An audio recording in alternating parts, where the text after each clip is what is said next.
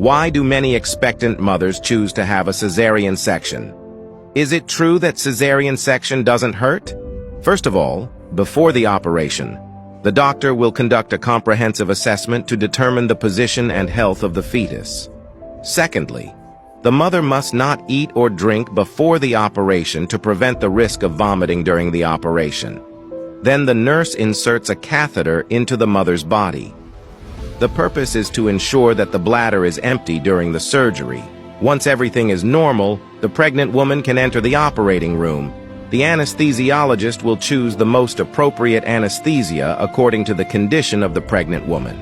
Usually a 9-centimeter needle is inserted through the spinal space to inject anesthetic, so that the pregnant woman is half anesthetized and half awake.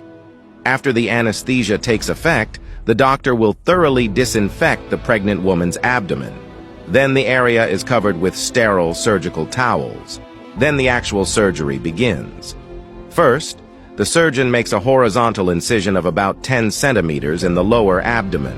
But this layer doesn't remove the fetus. The surgeon will make 7 more cuts. These are the epidermis, subcutaneous fat, fascia, rectus abdominis, and peritoneum. Once the doctor has cut through these 5 layers, the uterus can be seen. Then the doctor cuts through the outer layers of the uterus. Then he makes a 10-centimeter incision in the muscle layer of the uterus. This incision is large enough for the baby to pass through. Finally, the doctor will open the amniotic sac inside the uterus and draw out some of the amniotic fluid that's left behind. Then the doctor goes deeper into the uterus to find the baby's head. The baby is removed through an incision in the uterus. After the removal, the doctor cuts the umbilical cord and the placenta.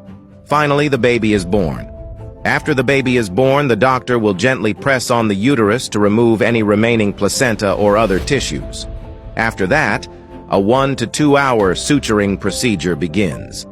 The suturing process involves sewing the 7 layers of tissue one by one from the inside out. Once the suturing is complete, the mother is moved to the recovery room for observation. But that's not the end of it. After the anesthesia wears off, the incision in the abdomen is the real pain.